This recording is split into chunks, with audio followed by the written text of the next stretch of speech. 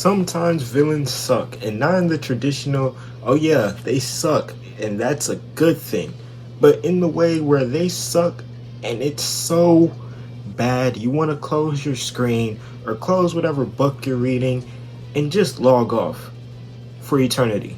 Now, I'm sure y'all can see the beacon of light that is outside of my window, but don't worry, that will be the only beacon of light about this video, because today we are talking about the worst JoJo villains 2.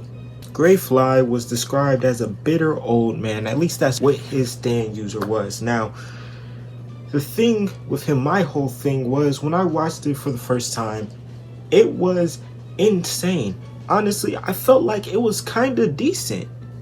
It was kind of good, as a matter of fact, the first time I watched it. Now, you may be asking yourself, am I supposed to be watching the worst JoJo villains? Not the best? Why are you praising this man? I'm praising him to set this up. The second time I watched it, I have realized something. He was the start of the formula I hate about part 3 in particular. Now, I really do like part 3, and I will get into this when I do my recap video of part 3. It is coming soon. It'll probably be coming this week. But the one thing that killed me was the meet a stand user, fight a stand user, for 2 episodes, beat the stand user. Repeat, repeat, repeat. It was like an endless cycle, and unlike the other parts, there wasn't a really particular item they were going after. And with part 4, even though they were chasing Hokagekhi, there was also episodes where it wasn't just all about chasing Hokagekhi. From episode 1, it's basically about chasing Dio. And plus, low-key looking back, I felt like the stand was kind of weak, because you make this big grand show, you're cutting off people's tongues in this airplane, you're doing all of this just to get knocked off pretty slightly by Kakyoin after you declared, oh yeah, Dio told me all about you, your speed is no match for me. Come on, bro.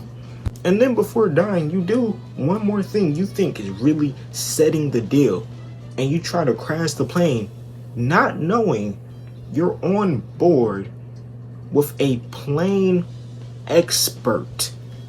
And you keep taunting. Like, I understand he was to serve, oh yeah, they're just gonna keep coming at them, you know, but like, still.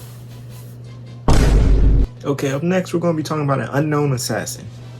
No, literally, we don't know his real name. And he impersonates the captain on the ship. I think it's Captain Tennell. I don't remember his name. I just remember JoJo being the ever-loving tar piss out of him. Now you may ask me, why does he suck? He gets half an episode, that's why. And his arc is merged with the Forbidden One, the Strength one, which is also interesting. At least it's merged in the manga. He's the second villain after Greyfly, which what a string, man, what a string. But we see him for an episode. He gets an episode where his stand, Dark Blue Moon, is basically an underwater stand where it could create a vortex underwater, or it does something to that effect, and he drags JoJo underwater, and JoJo beats him with the stand finger, cutting through his head. Now, I think when I made this series, this fits the criteria almost perfectly. An episode, I think 2 chapters in the manga, and he does nothing, literally nothing of note. Man, was the start of part 3 really? I'll say this, first 3-4 episodes they were hitting. That like 5, 6, 7, which was the strength episode. Yes, the 7th one was the strength episode.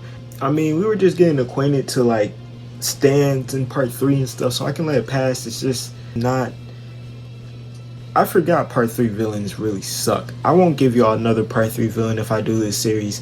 It's just too easy. Finally, for today, let's stop it with someone you probably couldn't guess would be up here. Someone whose name you probably don't know. Someone who you probably don't remember, or you do remember for one iconic reason. But I won't tell you right now. Hell no! Trash ass nigga! We're talking about the stand user of Survivor, Gusio. Now, we all remember Dio named Survivor as the weakest stand, but In order to have the weakest stand, as y'all know, stands, they're a reflection of the soul. You would have to have one of the weakest personalities of all time, but you would also have to be good enough so to the point where you don't die from a stand arrow. And that's how we get this sack of shit right in front of you. Now, I'm going to tell y'all his prison term first. And then I'm going to tell y'all what happened to him in the story in canon. His prison term is theft and sexual assault. A treat if you ain't eat a treat from. Did you eat? I'ma ask you again. Did you eat a treat from right here? Now, one thing I have to say is Poochie was definitely smart when he was giving out stands to people when he was handpicking these, because he could probably just tell by their personality, oh yeah, you look like you need that weak ass stand, and pop the stand in his head just like a fucking CD. Now, the first time we see him is actually after the Survivor fight, and it's after when the other stand attacked them right after the Survivor fight, that dumbass dragon stand.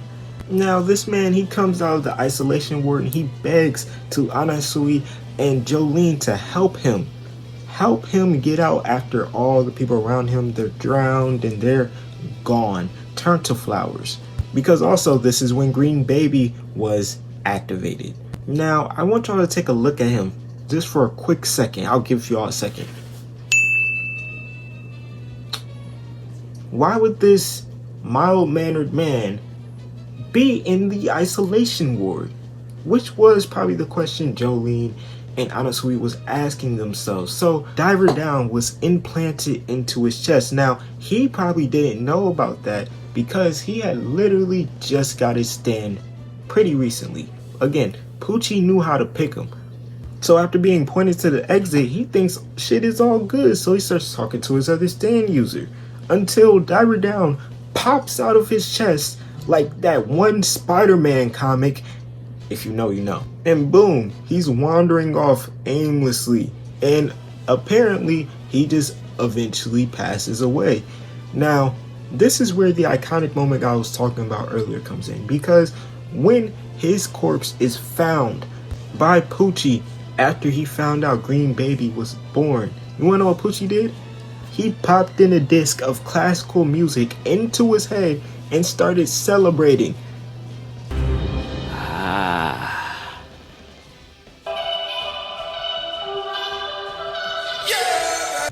He started emoting on a man he randomly gave a stand, essentially making this man a human record player,